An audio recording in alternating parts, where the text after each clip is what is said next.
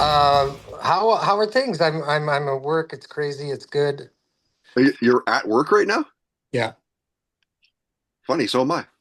I So am wish I. mine, I wish mine would Trevor, happen. Trevor, welcome to the little podcast that could. It's good to meet you. Nice to meet you. Nice, Right nice. on. Yeah, it's been a while. I think the last time we talked, I did that hosting of your latest album at a studio here in Vancouver, and it was a blast, and tons of people came, and you guys played acoustically afterwards and all that. And Yeah, like when was that? Like that was 2 years ago? a couple years back, I guess, eh? And then like it feels, and maybe I'm wrong, but it feels like you guys have just been nonstop, like balls to the wall. It blows my mind that you're at work.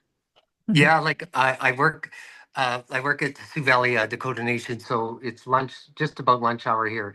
So I got a chance to kind of duck out and do a Zoom call. But yeah, we've been so busy. We've been, before I started working here, I went to Vegas and did this session with Kane Churko, but and I started working here. So I work when I'm not playing shows. Like I'm just, yeah, I'm either here or rocking.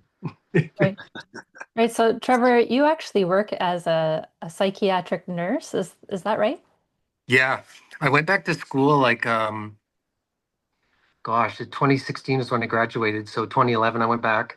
It was hard. It was Yeah. difficult, but I, was persistent and yeah, so I work as a registered psychiatric nurse. I work with the wellness team, so we work with addictions and mental wellness and just, trying to support our clients and community.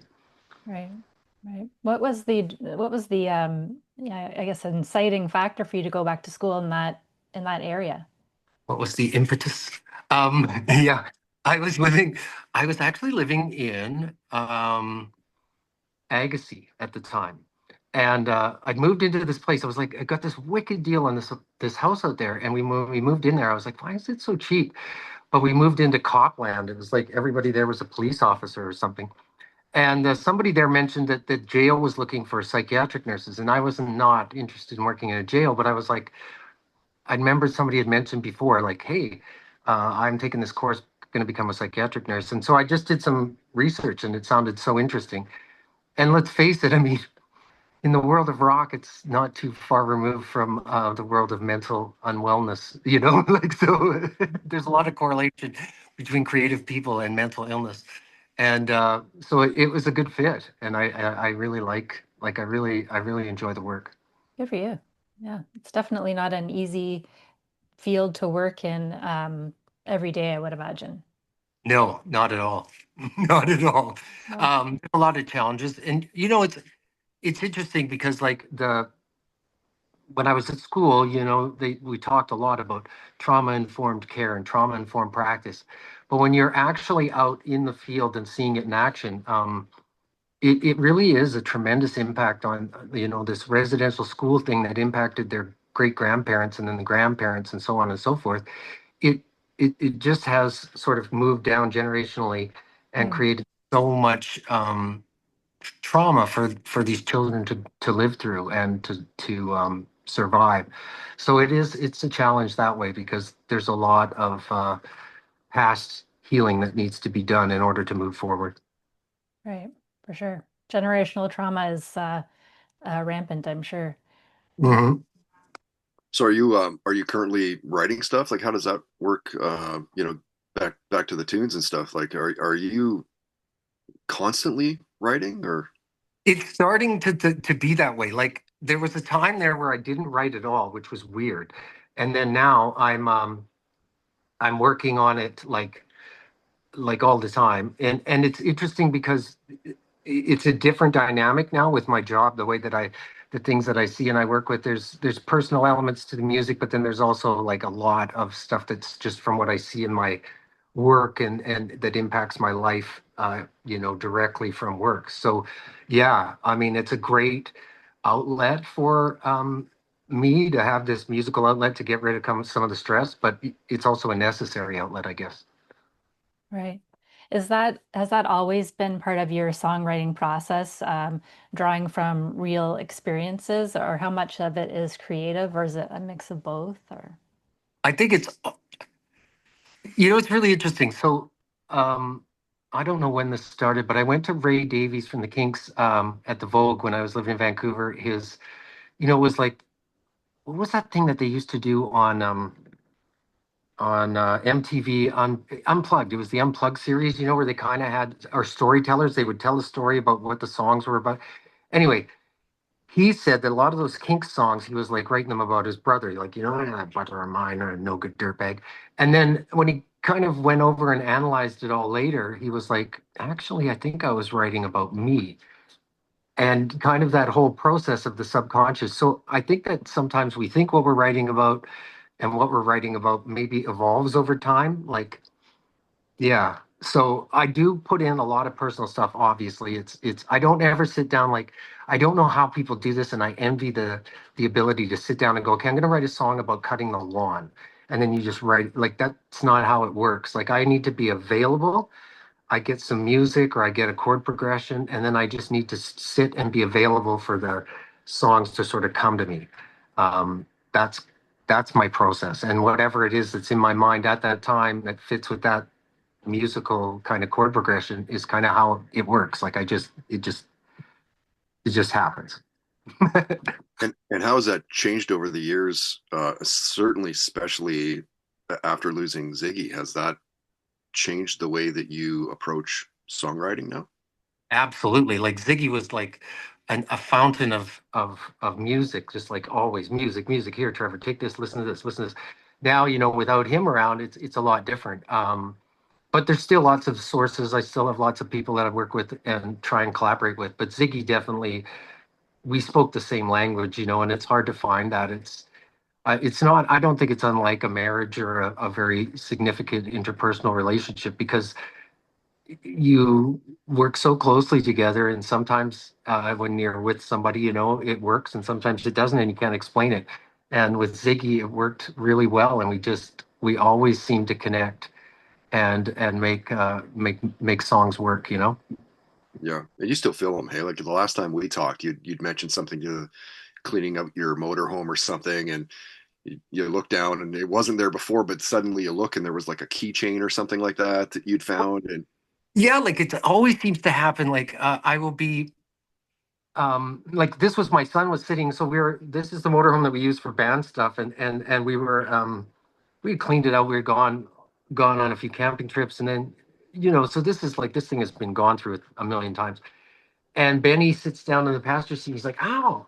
And he pulls out this box. He's got this box. It was like a tin kind of collector's box for cigarellos, and inside of it was a bunch of picks.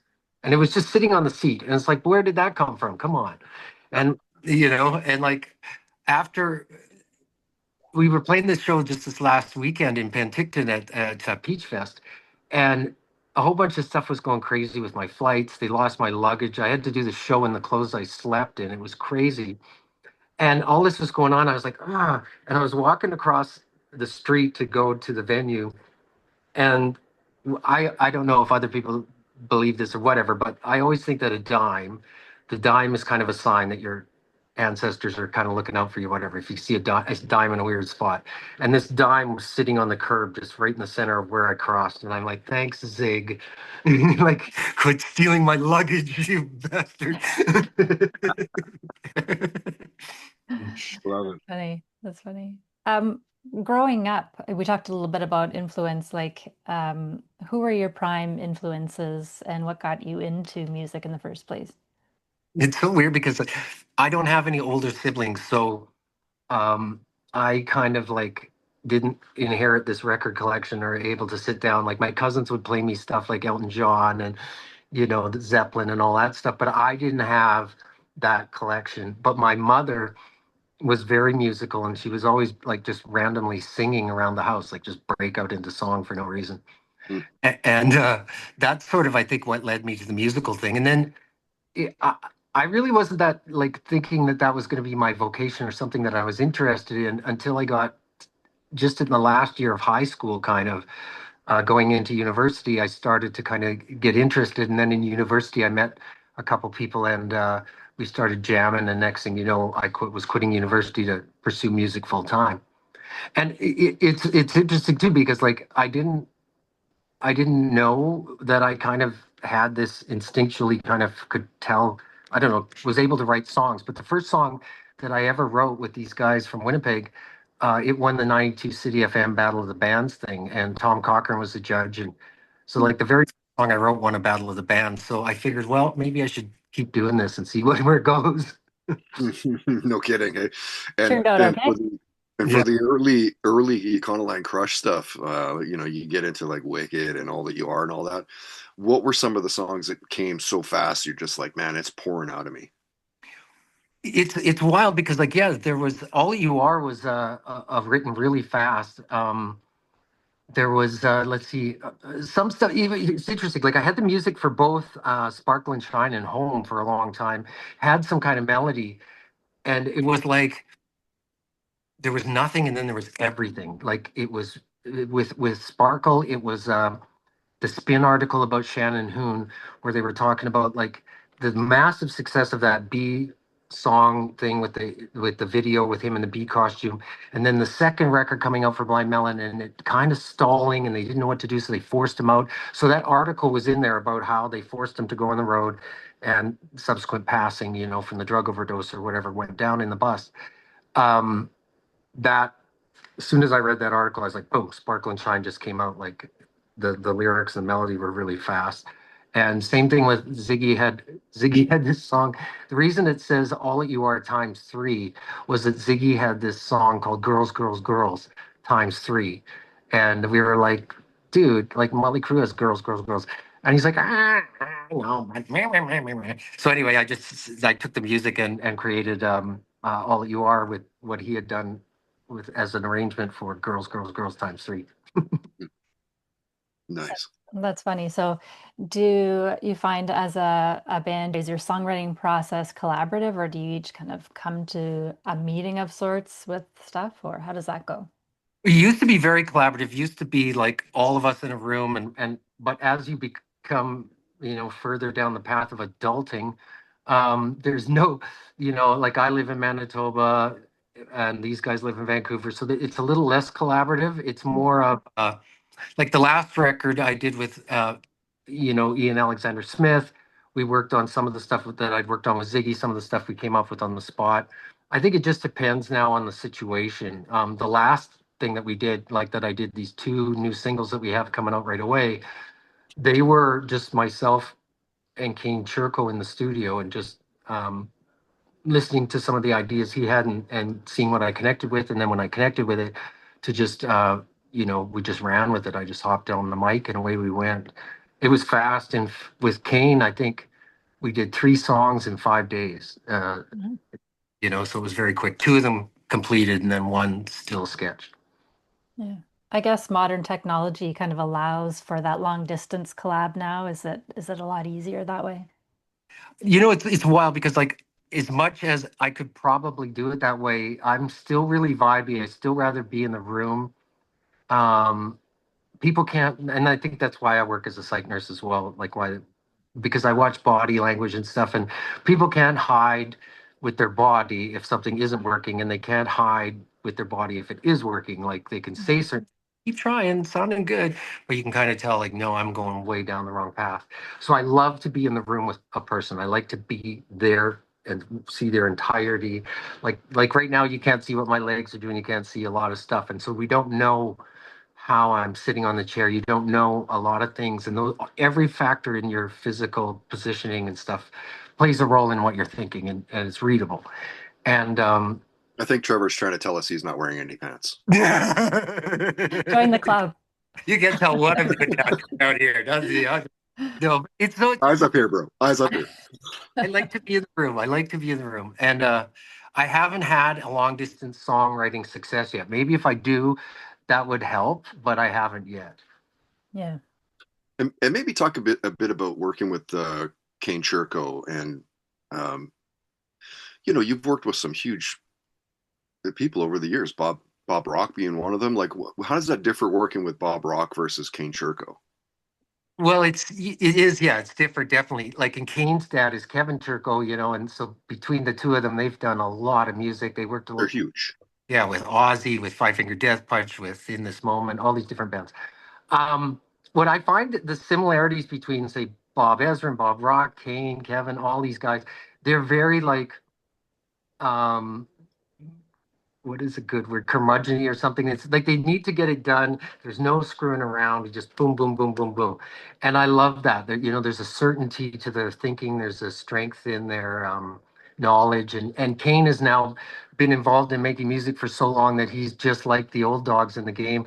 He's very, assertive. He knows what works, what doesn't, and then it's fun pushing back against those guys like Bob and both Bob's and Kane like to say, okay, but can I try this? And sometimes they're right. Sometimes I like to surprise these guys. I like that I can sometimes make it so that they get results they didn't think they would. But most of the time they're bang on.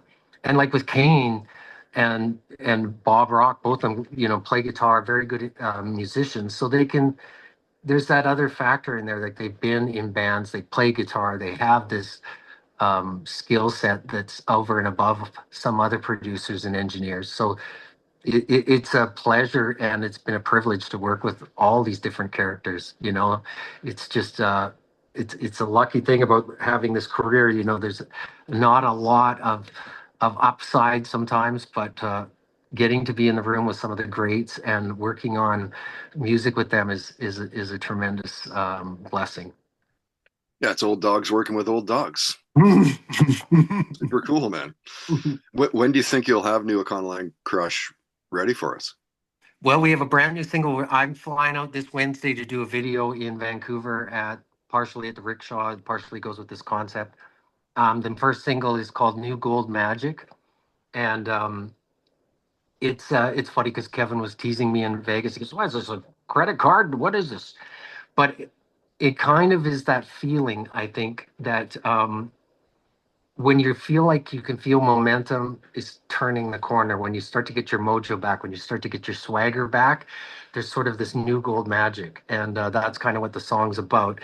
Because I think for a long time, I had a group of people around me and that were playing it safe, that we're thinking maybe, I don't know, is this really, there's a lot of money there. And I'm like, now I feel like I've got all the right pieces. I mean, we have for the last 2 years, 3 years, whatever. Everybody's kind of going in the same direction. And you can feel that swagger coming back in the band. Like we walked in front of that 11,000 people in Peach Fest and just laid waste to the place. And I love that feeling. And that's what this song is about, is just the confidence that you know what you're doing. Yeah. Something that a lot of bands I'm sure never get, right? How would you say the new sound compares to the old Econoline Crush sound? Well, I think the cool thing with Kane was that I'm dating myself, but he said when he was like 16, 15, delivering newspapers, he used to listen to The Devil You Know. And so he really wanted to capture some of that excitement from that era. And we've always wanted to grow as a band, like to expand on our sound. I always like to experiment with different things. That's kind of how Econoline Crush started, was being very experimental. So I think it sounds like the stuff from Devil You Know, but with a little twist of modern American rock, and I like it. And that's kind of why I wanted to work with King too, was because they they really do make a lot of the songs that make it onto American active rock radio, and I wanted to see if we could meld the sound that they come up with what we do, and I think we did. I think we really nailed the two worlds. That's so cool, man. There's always been that, like, you could hear it right away. Like, you play a song, don't even need to hear Trevor singing, and you know it's a Econoline Crush. It's like that, right? Yeah, like I think there's an element now that we've kind of been able to like distill, and it's like we have this sound that is just it's part of who we are now, and we play these songs so many times, and so when we go to write, we instinctively do certain things and you're right, it just sounds like a Conlang Crush. Mm-hmm. Mm-hmm. Trevor, I posted something on my Instagram story the other day saying that I'd probably seen either Nickelback or Econoline Crush the most of any band ever. Live performances. Like literally, there was a time in the mid to late '90s where I saw every single show that you ever did in Vancouver. Which band would be that for you? Who have you seen the most? Holy shit, that's a good question. Um, I wonder if it's not 3 Days Grace now, because like I just saw them again. Like we just did a show with them in Fort McMurray. We did a show across Canada, so I would see them every night. But if you're talking about like going to see a band play, gosh, I don't even know. Like, yeah, it would have to be either 3 Days Grace or watching. Like I've seen Kiss play so many times because we opened up for them. Mm, Uh, but yeah, going to see live concerts, I think like probably I paid for you too the most, maybe out of my own pocket. Ministry a few, three times, maybe Nine Inch Nails. They're all kind of close. hmm Yeah, there's a time where especially back in like the late '90s, early 2000s, like it just seemed like that was the wheelhouse of everybody for seeing concerts and stuff too, right? And playing the town pump, like holy cow! Like I can remember going to the town pump. This was crazy, like on a Wednesday or something. And there was these guys wearing like those freezer jackets with a logo on the back and a name. And I was thinking, wow, what a weird name for a plumbing company, Stabbing Westward or whatever. This was in my head at the time, like because they looked like they were fixing something at the pump, right? And then there's these guys on stage, and they kind of looked like roadies. And then all of a sudden, this band starts playing, and I was like, oh yeah, that band that has that sex type thing is here tonight. So there's like Stabbers were opening up for Stone Temple Pilots at the Town Pump, and it was just a Wednesday night, like crazy times in music. Like I got to see the whole set. They were fantastic. There's probably 40 people there. It was Yeah, amazing. Town Pump, for people that don't know the Town Pump, there were like what, maybe 200 people, maybe Yeah. 300 max. Dude, I saw Soundgarden there. Yeah. Oh my gosh. Yeah. Like so many cool bands. Like, oh, one of the best shows I saw was Love Spit Love, which was Richard Butler, I think, from Psychedelic Furs, and the guys that were in that Tin Machine with David Bowie, Reeves Okay. Gabrel. Oh, the guy Reeves Gabrel plays the guitar as if it's electrocuting him. Like it's just amazing. I love it. Just I saw uh, when Fake Plastic Trees or whatever that record was. I saw Tom York by himself at the Horseshoe with 20 other people. Wow. Oh wow. I don't know that I've actually seen a really big band in a really small venue. I'll have to think about that though. Hmm. Well, we had, I forget what year it was, but there was a EMI Virgin whatever convention in Vancouver one year, and it was Radiohead, the Foo Fighters, and somebody else at 86th Street. And so it was nobody was in the balcony, it was just people on the floor. And I remember I was playing pool with Liz Fair, and like Seal was there, everybody was there. Like it was wild. So that was a cool evening of entertainment. So who is someone that you would like to see or play with even that you haven't already? I would love to see In Excess. I'd love to do a tour with Killing Joke.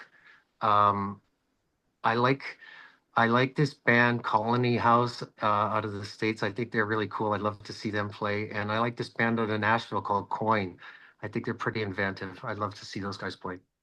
Okay, I'll have to check them out.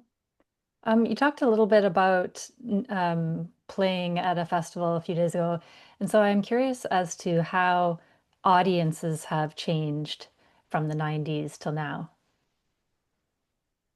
There's not as much like vigorous activity in the mosh pit and all that stuff like there used to be in the 90s. It was quite like 20 rows from the stage was pretty much all like moving and doing stuff. Everybody's generally less active, I think, in the audience that way. Um, but more after I think COVID and missing out on concerts, it seems like audiences are more appreciative of concerts now. Um, they're warmer. It's a warmer atmosphere, if that makes sense. And I just think because they were deprived for a little bit of having that, that they cherish that live show more now than maybe they ever did. Yeah, kind of like a you don't know what you got till it's gone type of situation. Yeah, exactly. It's interesting. Do you find that your audience is still the same audience? So it's like Gen X, or are there some new younger fans coming up? It's a mix because of some of the parents and and people that saw us play back in the day will bring their kids or bring their cousins or bring their friends or whatever. So there's that whole Gen X thing, but then there's other generations that discovered us along the way. Um, we did a show where we had a meet and greet in, I think it was Lethbridge, and all the people for the meet and greet come backstage, and they're all like high school students. And I was like, "Are you guys doing some project or something? Like, what's going on?" And the guy's like, "No, man. Like, I was playing a video game the other day that I hadn't played in a long time. It was called Sled Storm or something." And he goes, "And I heard your music, and I went down this rabbit hole, and then I got all my friends into it, and they all went down the rabbit hole. So we're here to see you play." And so they just discovered us, from a video game or something, and then they gone down this rabbit hole of Econoline Crush world and liked the music, and then came to the show. So you never know how people today are going to find your band. They may just stumble upon your band. It strikes a chord with their musical taste, and they just start showing up. It's kind of cool. Who cares how they find it as long as they're there, right? Exactly. Yeah. So Trevor, where can people who want to find more about you or Econoline Crush go to get some more information? Follow you on socials, or where are you most active? Econoline Crush is very active on the socials. We've got, all the usual suspects. We're on Spotify. We're on all your streaming things. We have a YouTube channel with the videos. Yeah, all the usual suspects, and just dig around and Google us and Google Econoline Crush, and you'll see all kinds of action. Good to see you, brother. It's always so good to talk, man. It's great to see you. It's great to see you guys. And yeah, and look out for that new Gold Magic, new single coming right away. I don't know what date, but I'm sure they can let you know. Sweet. Okay, Trev. Thanks very much, We'll tag the band when we're chucking the stuff around. Okay, thanks. Bye, Thanks, guys. buddy. Enjoy. Cheers.